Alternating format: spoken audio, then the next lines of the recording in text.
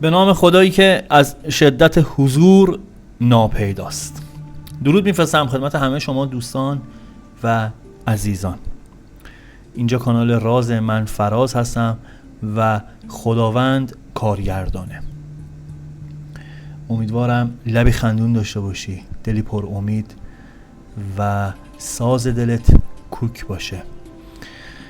چند ثانیه سکوت میکنم تا فرصت داشته باشی که نیت کنی، یعنی اینکه تصور کنی، تجسم کنی هر آنچه که در انتظار اتفاق افتادنش هستی.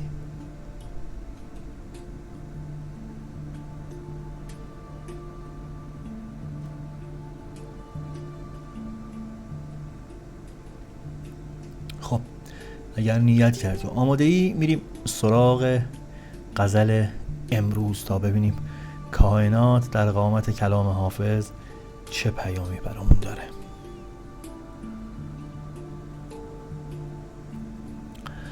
دست از طلب ندارم تا کام من برآید، یا تن رسد به جانان یا جانان ز تن برآید. بگشای تربتم را بعد از وفات و بنگر، کز آتش درونم دود از کفن برآید.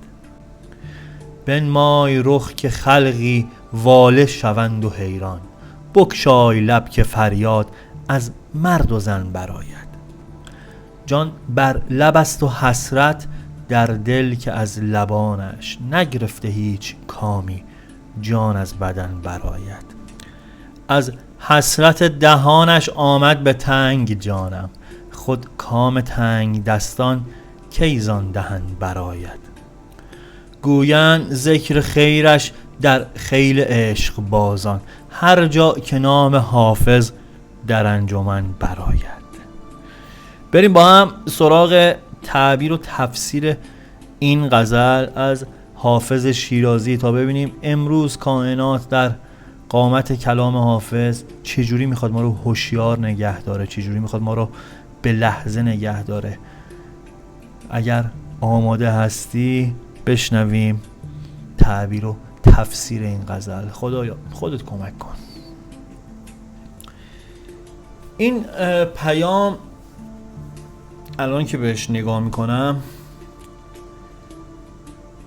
کلن تمامی نگاه کن، اصلا اینی که اینجا من میام قرار میگیرم در مقام پیام رسان، مسلما باید صحبت از امید باشه. اگر صحبت از امید نباشه که من اصلا حرفی ندارم واسه اینجا، اصلا لبم به سخن که باز نمیشه. ولی اینم دلیل نمیشه چون همچین رسالتی رو فکر میکنم بخوام بیام اینجا امید واهی بدم، چیزی رو که خودم درکش نکردم بخوام بگم، چیزی که خودم نمیتونم تجربهش کنم و بخوام بگم. این میشه که صحبت از انرژی خانی میشه. یه کمی خودم شاید مثلا در مقام حافظ خان خودمو نمیدونم انرژی خان خودمو میام معرفی میکنم، چیزی رو راجبش حرف میزنم، سخن میگم که یک درکی نسبت بهش داشته باشم، بتونم لمسش کرده باشم. شاید قدرت بیانشو نداشته باشم ولی به هر حال بتونم اونو بخوام بگم. حالا چرا این مقدمه رو گفتم؟ این که اگر چند وقتی مهمون من تو این چنل هستی، نگی آقا فراز هر روز میای شروع میکنی از امید صحبت کردن، چیزیه که داره میگه. این پیام هم همینه، سراسر عشق، سراسر شور، سراسر امید، سراسر انگیزه است. توی این غزل 233 حافظ میاد اون حالت عشق شیدایی خودشو به تصویر میکشه. میگه 2 راه بیشتر ندارم، یا به وصال یار میرسم، یا به هدفم میرسم، یا به مقصودم میرسم، یا توی این راه من جون میدم. یکم شبیه این صحبت‌های انگیزشی میشه، این سخنران‌های انگیزشی میان صحبت میکنن که همشون هم قابل احترامن. نمیدونم چرا ذهنیتم نسبت بهشون یکم بدبینانه است، یکم اصلا ذهنیت جامعه نسبت به این دوستان بد شده. میگن طرف مثلا داره امید میفروشه، حالا به هر جهت داره زحمت میکشه. هر کسی که من فکر میکنم امروز بتونه کمک کنه یک نفر 1 ساعت امیدوارانه تر زندگی کنه، کار بزرگی داره انجام میده. همه ما فارغ از خانواده‌ای که داریم، زندگیی که داریم، درگیر یک سری از ذهنیت‌ها هستیم. خیلی از مواقع داریم کسانی رو که حتی طرف مشکلشون نمیدونه چیه، بلد نیست بیانش کنه، با خودش توی جنگ. هر کسی بتونه کمک کنه طرف 1 ساعت از اون کاوری که واسه خودش درست کرده بیاد بیرون و با انگیزه بخواد حرکت کنه، به نظر من یک کار بزرگ رو انجام میده. حافظم اینجا داره اینو میگه 2 تا راه بیشتر ندارم، یا به هدفم میرسم یا توی این راه جونمو میذارم. طوری جونمو میذارم که حتی اگه بعداً بیای کفنمو کنار بزنید میبینی که دود از بدن من داره ساطع میشه. جلوتر این بیتش هست، اینو با هم دیگه میگیم. دست از طلب ندارم تا کام من برآید، یا تن رسد به جانان یا جان ز تن برآید. از خواستن و جستجو کردن و تحقیق و تفحص برای رسیدن به یار، برای رسیدن به هدفم دست بر نمیدارم. یا این تن به وصال معشوقش میرسه یا من این جونو از تنم بیرون میارم. تا سر حد مرگ میخوام پرقدرت ادامه بدم. بگشای تربتم را بعد از وفات و بنگر، که از آتش درونم دود از کفن برآید. بعد از مرگم گور منو بشکاف و ببین که بر اثر اون آتش عشق درونم هنوز از سینه‌ام داره دود بلند میشه. بنمای رخ که خلقی واله شوند و حیران، بگشای لب که فریاد از مرد و زن برآید. میگه چهرهت رو نشون بده تا خلقی از دیدن زیبایی‌های تو شگفت زده و حیرون بشن. حرف بزن تا مرد و زن از شنیدن سخنان شیرینت از شور و شادی فریاد بزنن. جانی بر لب است و حسرت در دل، که از لبانش نگرفته هیچ کامی جان از بدن برآید. میگه جونم به لب رسید و تو این لحظه های پایانی این اندوه و حسرت توی دلم هست که هنوز از لباش کامی نگرفتم و جونم از تنم داره بیرون میره.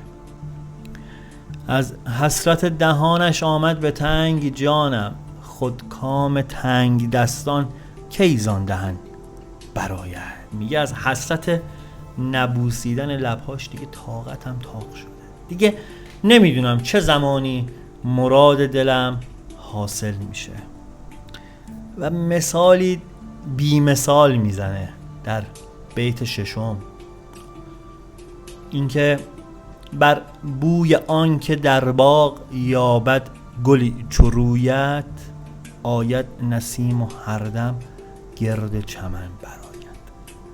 میگه نسیم صبا به امید اینکه توی باغ یک گلی مثل تو پیدا کنه، هر لحظه به باغ سر میزنه و گرداگرد چمن به وزیدن میپردازه تا شاید گلی همچو تو رو پیدا کنه. بیت 7 و بیت آخره که میگه گویند ذکر خیرش در خیل عشق بازان، هر جا که نام حافظ در انجمن برآید. میگه هر جا که اسم حافظ توی مجالس و محافل بیاد، اون گروه عشق بازان، اونایی که به عشق زندگی کردن، راه و رسم عشق رو میشناسن، از حافظ به نیکی یاد میکنن.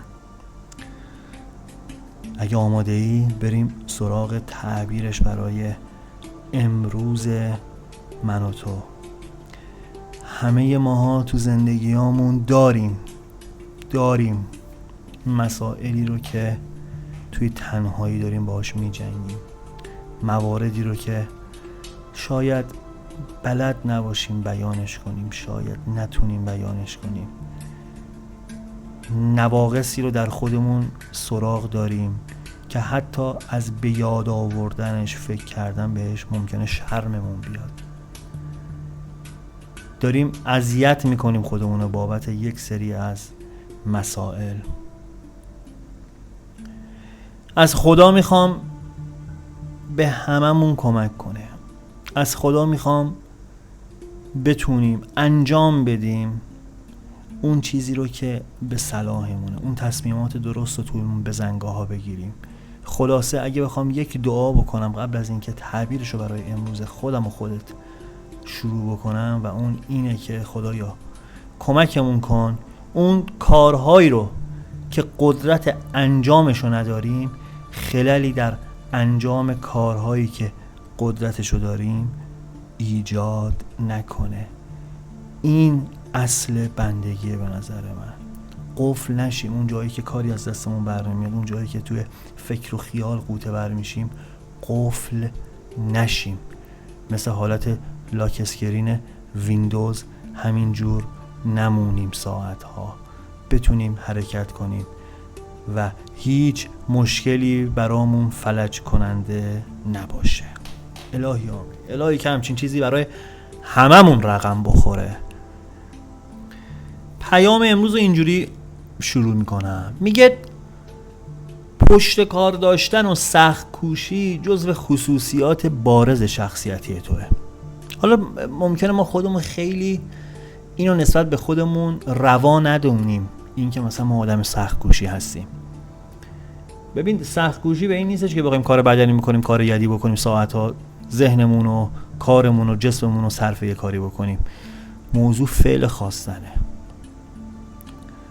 موضوع اینه که با خودت همراهش داری، بهش فکر میکنی، کمترین کاری که میکنی داری تو ذهن تصورش میکنی. این خودش یک مثل دعا کردنه بابتش. تا نتونی تصورش کنی، تو ذهنت رسمش کنی، بهش دست پیدا نمیکنی.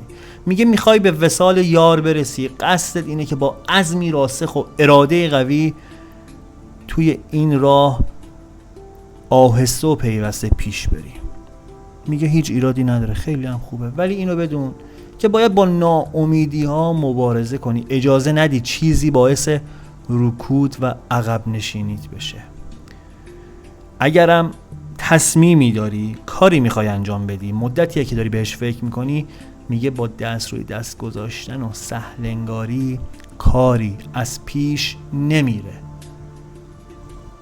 پیام ازت میخواد که اگر شکست توی زندگی داشتی اونا رو آینه عبرتت کنی و ازش درس بگیری واسه آیندت. صبور و شکیبا باش تا رسیدن به اون نتیجه دلخواهت برات میسر بشه. پیام بهت اینو میگه که به زودی توی جمعی حضور پیدا میکنی و با افرادی ملاقات میکنی که دیداری خوب و رضایت بخش برات رقم میخوره. منتظر حضور تو یک جمع دوستانه و پر معنا باش. اگر بخوام پیام امروز رو مختصر و مفید در قالب یک بسته کوچیک بهت بخوام بگم، اینه که برای انجام کاری عزم خودت رو جذب کردی، میخوای تا پای جونت توی این راه پیش بری، یا به هدفت میرسی یا اینکه جونت رو دیگه میخوای بذاری واسش. این نشون از مثال این که جونت رو بخوای بذاری یعنی چقدر روی این قضیه مصممی. میگه اما توی این میون ناامیدی و ترس از عاقبت کار عذابت میده. میگه ایراد نداره، اون که دیگه نمک فلفل این ماجراست. به خدا توکل کن، توی انجام امور شکیبا باش، صابر باش، قطع به یقین به نتیجه مطلوبت دست پیدا میکنی. این بود پیام امروز. ممنونم که تا اینجا صبوری کردی، با من همراه بودی و همین دیگه. برات آرزو میکنم در صحت و سلامت باشی. اگر چنل رو سابسکرایب نکردی دیگه فکر میکنم واقعا الان وقتشه که چنل رو سابسکرایب کنی. اگرم نکته موضوعی هستش که میخوای با من در میون بذاری، میتونی با آیدی تلگرام که توی توضیحات همین ویدیو هست با من در ارتباط باشی. اینو از سپهری بگم و برم. زندگی راز بزرگی است که در ما جاری است. زندگی فاصله اومدن و رفتن ماست. رود دنیا جاری است، زندگی آبتنی کردن در این رود است. زندگی وزن نگاهی است که در خاطره ها میماند. شاید این حسرت بیهوده که بر دلداری شعله گرمی امید تو را خواهد کشت. زندگی درک همین اکنون است. تو نه در دیروزی و نه در فردایی. ظرف امروز پر از بودن توست. شاید این خنده که امروز دریغش کردی آخرین فرصت همراهی با امید است. تو نه در دیروزی و نه در فردایی. ظرف امروز پر از بودن توست. پوینده باشی و پایدار.